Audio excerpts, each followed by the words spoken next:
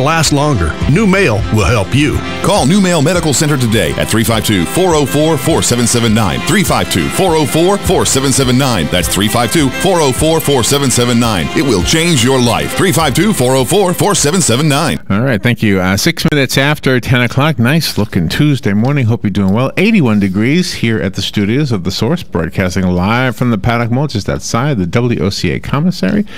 And there's only a 20% chance of rain for today. So, I take that back. It was upgraded to 50% chance. Oh, really? See, they can't make up their mind, Robin. No. They can't make up their mind, those weather folks. All right, real quick, I have something kind of cool that I want to share with you. This is about a guy named Jacques Lemoyne. Okay. Whose name I may be mispronouncing. He's also known as Jacques Lemoyne de Marquet, because he was from Marquet. Okay, in France? Marquet, France. I think so, yeah. He lived from the year of 1533 until 1588. He was a French artist and a member of Jean Ribault's expedition to the New World, and he came here to Florida. Wow, he was 55 when he died. And a lot of his artwork was of Native American life and colonial life and plants, etc., from this part of the planet called Florida. Mm-hmm. Okay, so let me tell you about this guy. It might be time for a seance to try to contact him. Oh. Let me explain why. Not to be mysterious, because scientists have really tried everything else and they're having a hard time. Archaeologists at the University of North Florida have been looking at 16th century artifacts, dreaming about a lost fort along the St. Johns River, wondering about this artist, Jacques Lemoyne de Marquet, or Jacques Lemoyne from the area of Marquet, whatever, M-A-R-Q-U-E-S. I'm sorry, G-U-E-S. Maybe it's Marquet? Marquet, I don't know how you pronounce it. Anyway, so they might need, the scientists have tried everything, so they need to conjure up a ghost of Jacques Lemoyne, sit the little ghost of the Frenchman down and say, where is Fort Caroline? Oh my gosh. Where is Fort Caroline? You helped build it in 1564. We're nowhere close, but we can't find it. Can you give us a hint? Okay. Sounds like an easy question, especially for a guy who would know. Of course, you'd have to bring him up from the dead to get that question answered. Generations of archaeologists and historians have credited Lemoyne with making the first drawings of Stone Age culture in Florida, reproductions of his native chiefs and native hunting parties and native ceremonies hang in history museums throughout the South, and I've even seen some of them. I believe some of them are even in the book called Ocala that is written. We had him in as a guest. Oh gosh, the famous photographer from our area. Please remind me. Oh yeah. On the boulevard. Oh my gosh. Oh, Jim Jernigan. Yes. Yes. Yes, and he has the book, and in his book, I believe he has some of the artwork from this guy Jacques Lemoyne, right? Yes. Same thing, Lemoyne. Okay, so 42 illustrations by Lemoyne have served as a kind of a Rosetta Stone for archaeologists and historians. When they want to know what the natives were like at the time of the European invasion, they go to Lemoyne. But there are many questions. For example, why is there a mountain in a Florida painting? Yeah, exactly. One of his paintings has a mountain in the background. So what was he looking at? Now, if you drive around Florida, and of course that wouldn't necessarily apply to Ocala, although maybe, there have been times when if it's just hilly enough and if you're at the right angle and if the trees are tall enough, it almost looks like there's a mountainous type of a, if it's in the distance enough, right? Yeah, but maybe in the 1500s the landscape was different than it is today. Right. Well, I doubt that. I doubt that a mountain disappeared, but you could be right. Another question that they want to know is why in your paintings is there a Florida medicine man drinking from a South American seashell? Clearly, these guys would know it. I wouldn't know it if I looked at it, but apparently they are knowledgeable enough. That is so cool. Right? That is so intriguing. So anyway, he died in 1587 or 1588. Two different names, dates on here. The most important tool for the archaeologist is, of course, a shovel. Keith Ashley is one of the archaeologists. He's 47 years old. He's an archaeology doctorate from the University of Florida. He mentors young people who start out wanting to be Indiana Jones.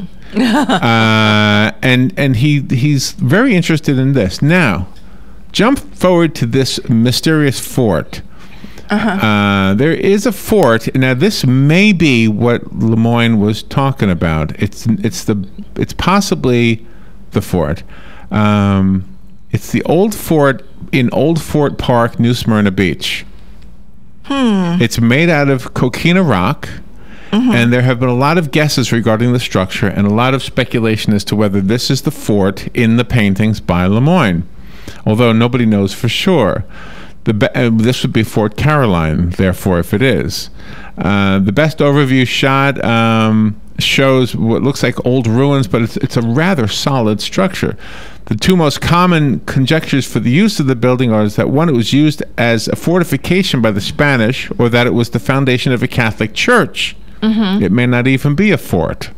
Wow. The Spanish were known to have had an outpost in that area. Jonathan Dickinson, who you remember from that state park down in the southern part of the state, right? Yeah. Jonathan Dickinson was shipwrecked in 1699 near what is now known as Jupiter, Florida. And he passed by that area on his way to St. Augustine, and he encountered the Spanish fort, which had already been built. Yeah. So it was like, wow, when did this get built? You can imagine this. Yeah. Dickinson's party was famished. His only interest was food.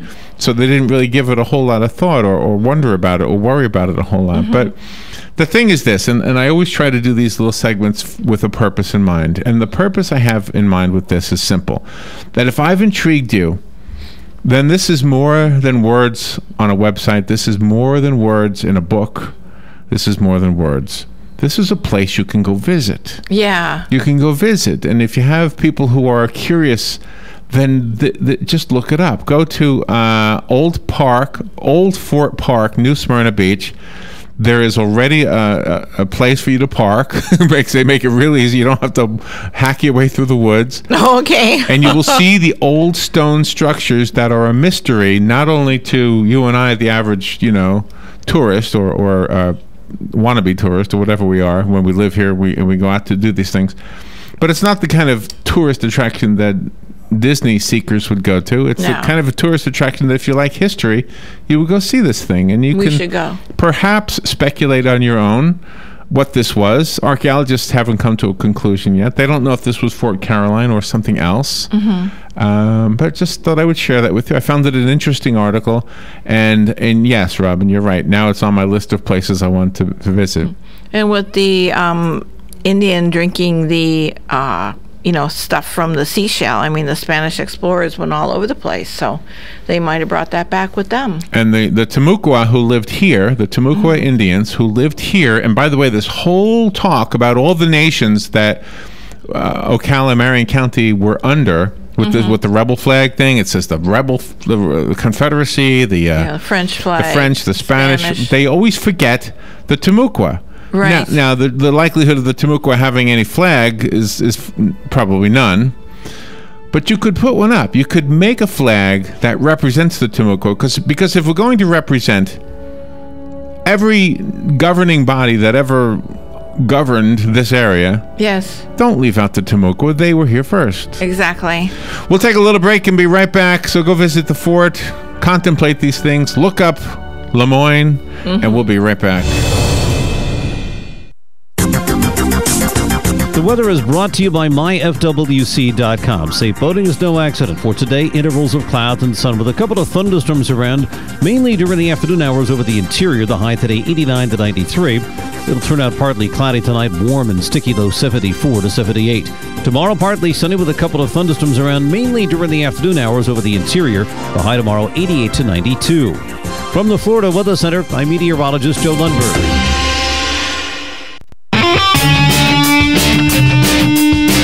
Are you in need of custom screen printing, embroidery, or promotional items? Then look no further and come visit the brand new Legacy Team Sales. LTS is conveniently located off 17th Street next to Armstrong Homes in beautiful Ocala. We offer the best prices and highest quality products for your company, team, school, or nonprofit. Whether looking for screen printed shirts, embroidered polos, or travel team uniforms, you'll be sure to find it at Legacy Team Sales. Come visit our new 27,000 square foot facility. Our friendly and knowledgeable sales staff will assist you in every part of your custom purchase. LTS carries the hottest brands in the industry like Under Armour, Russell, Mizuno, Asics, Badger Sports, Gildan, Pacific, Ogio, and many more. At LTS, screen printing embroidery is done in-house and we guarantee customer satisfaction. Stop by, give us a call, or check us out on the web at shoplts.com. Remember the name, LTS.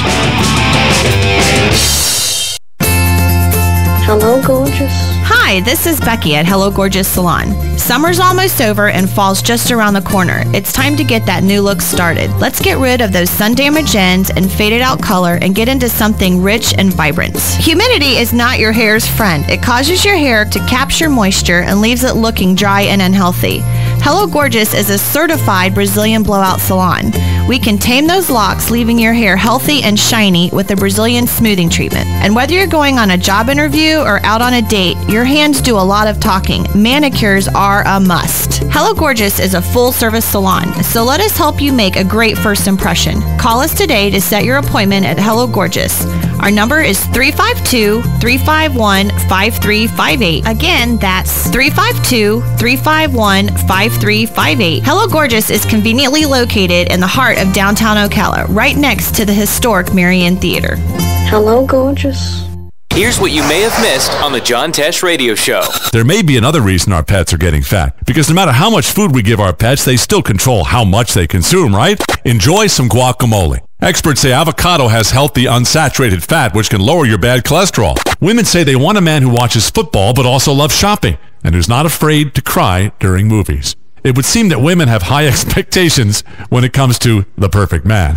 Intelligence for your life on the John Tesh Radio Show. Don't miss this stuff. Don Nottingham of the Miami Dolphins here, proud to be this year's chairman of the Special Olympics Champions for Champions event. Come join players from the world of professional sports, sharing their stories with a great dinner on Friday, September 18th, and or play at Candler Hills Golf Club on Saturday, September 19th. Either way, you'll be helping the Special Olympics of Marion County Champions for Champions. Call 988-7998 for details. That's 988-7998. Please help our Special Olympians. It's rodeo time in Ocala. The Great Ocala Shrine Rodeo stampedes back to town September 4th and 5th, 7:30 nightly. Witness America's #1 sport and the greatest show on dirt as cowboys ride to help children walk.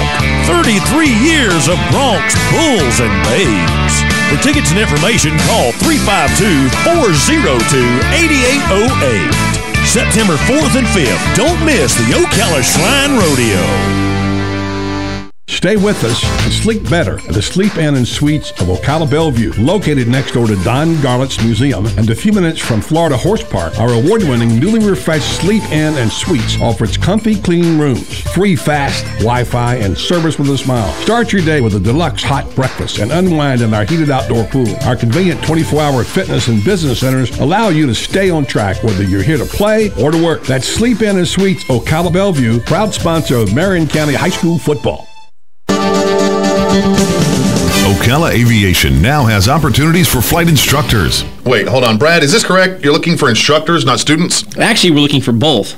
Well, that's descriptive. Well, I need flight instructors because we're now affiliated with a major university and can offer 4-year degrees. Plus, we're also approved to work directly with VA students. Okay, so a degree in what, and what's a VA student? Well, it's a bachelor's degree in aeronautics, which includes a commercial pilot's license, and there's financial aid available. By VA students, I mean veterans. They now have access to new benefits to pay for flight training. Okay, so you have new opportunities for new students. What about the instructor side of it? Well, with new students, we need more instructors. Well, yeah, that makes sense. So, if anyone out there is a flight instructor, I want to encourage them to come see me. And if they're not an instructor but have their commercial license, we can help them become an instructor. So they get their instructor license and have a job too. Exactly. So you got a lot going on. The VA, the college, and now hiring instructors and future instructors too. Yep. So now can we get the commercial started? Already ahead of you. Call Brad to get your adventure started today at Ocala Aviation, 861-7484. Are you looking for a durable farm fence to keep your horses enclosed or a beautiful vinyl fence to give that finishing touch to your home? Seminole Fence has over 20 years of experience in providing quality fence products and services for farm and residential properties. Let them surround your property with a fence that provides privacy, security, and stunning appeal. Don't wait. Contact them today at 352-208-0959 for a free estimate. Seminole Fence, working hard to build fences and harder to build relationships. La Familia Pizzeria has moved into Ocala. Stop by today at 2504 Southeast 17th Street and see for yourself what everyone is talking about. Awesome place. I never get pizza anywhere else. Great New York style pizza and dishes. Best pizza in Ocala. One trip and you'll agree, La Familia Pizzeria is the best. La Familia Pizzeria. Stop by for a pizza that you'll love or call in and order yours for pickup. 352-245-2419. La Familia Pizzeria. All right, 21 minutes after 10 o'clock. Thank you for tuning in this Tuesday morning. Do you know, gosh, I was a kid the first time I came to Florida. My grandparents moved here. And I know you're going to think this is nuts because this is such a pristine area. And I grew up on Long Island, which was a suburb of New York City. But I actually thought that the water home in New York tasted better than the water here. And you're all going to think that's nuts, right? No, that happens when you move down. So I don't know if, that's what I don't know. And then, I didn't move here at that point. I was just visiting. But then later on, when I did move here, there was, my water is delicious right now. I don't know I don't know what's done differently. But anyway, on the phone is Richard Andrew. He's a global drinking water safety and water treatment expert for NSF International, and he's talking to us about the new Consumer Confidence Reports and the new drinking water standards. So this is going to be interesting. Good morning, Richard. How are you? I'm great, Larry. How are you? Pretty good. Where are you calling from? I am in Ann Arbor, Michigan. Ann Arbor. All right. Do you know, there's a pizza place here in town, and I just think it's a bunch of baloney. But they say that their pizza is the best pizza because they import water from New York City. You think that's true? Well, I'd love to try that pizza because I love pizza.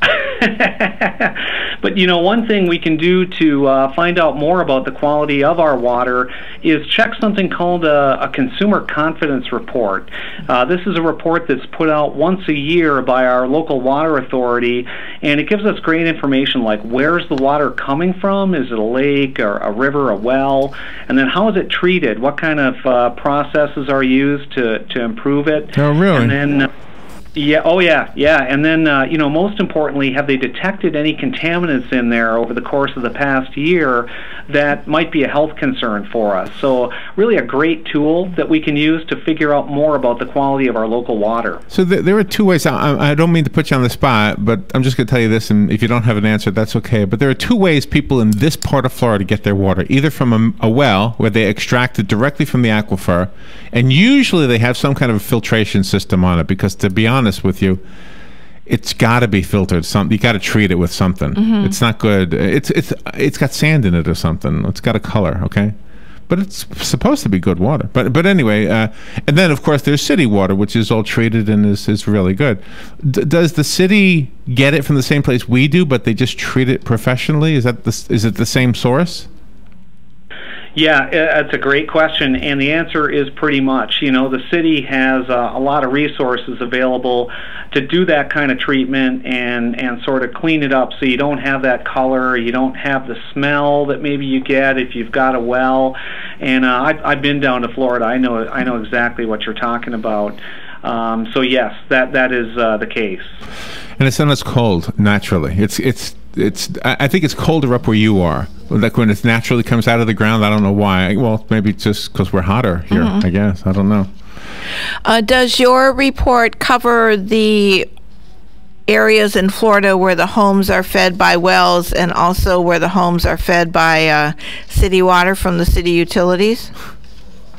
Yeah, that's a great question. These reports are put out by the city water people, and it's kind of summarizing, what they're doing with that city water, and they're, of course, monitoring it every day to make sure, that there aren't any undue levels of contaminants in there. So the reports are really about the city water. For people on a private well, you're kind of on your own, and, as you had mentioned, this is where you get into some of these bad tastes and odors. one thing we do here at NSF is we test and certify home treatment products. So we certify them for taste and odor reduction, and you can see actually all those products on our website at nsf.org. Yes. There's one reason I've heard people say, and I'm not the expert, but you can comment on this. One reason people say they prefer the well and then their own home filtration system is because they don't like the chlorine and they don't like the fluoride. And I don't know how much of it is in the city water here, but they know that when they are the one pumping it out of the ground, they know exactly what's in or not in their water. Yeah, well, it's true. You know, if you have a home system with your own well, you can choose to put chlorine in or not put chlorine in. So it's all up to you. When it comes to the city, you don't have that choice, but you can check that consumer confidence report to see how much fluoride is in there, what kind of levels of chlorine they're putting in there.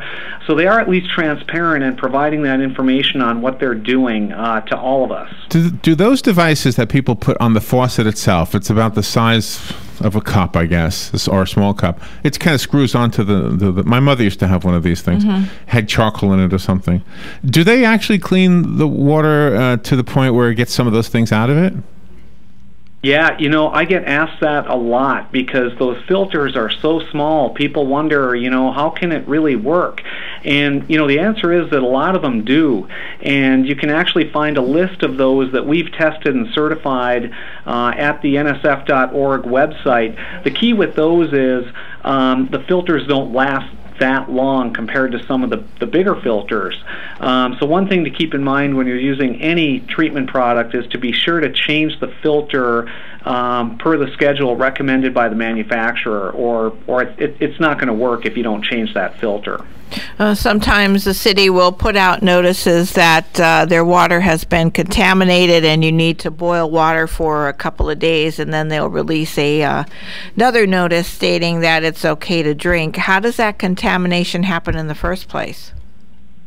Yeah, that does happen, and what usually is the case is something happened to the pipes, whether it be like a construction project accidentally broke a pipe, and when the pipes get broken, you can have something called infiltration, where other water can go into the pipes, and you know, you never know what's in that other water. You know, there may actually be a sewer line relatively near the drinking water pipe. So in that case, once they get something called infiltration, that's when the boil water advisory comes out. And of course, you know, you have the choice to go bottled water on that or boil it, but that's really what's going on in those situations. So does the report indicate like certain parts of the country have like really good water and other parts of the country? And we're always told if you go to Mexico, don't drink the water at all. So yeah. That's a good point. You know, here in the U.S., we are extremely fortunate that our public water supplies are pretty good, and they're variable. You know, the water's coming from different sources, whether it's lakes or streams. As you guys mentioned, you've got the northern versus the southern, but, you know, we've got facilities that are designed to take care of that and treat the water to the point where it's safe to us to drink. And we have these reports that come out once a year to let us know how our water authorities are doing.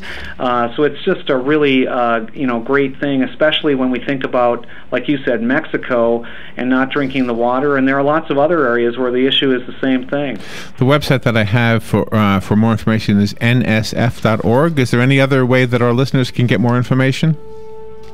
Yeah, we also have a hotline. If people don't want to dig around the website, they can call 888-99-SAFER and get a live person on the phone and get the information they need. 888-99-SAFER. Okay, that's an interesting number. Okay, well, Richard, Andrew, thank you so much for taking time out of your day. Good stuff.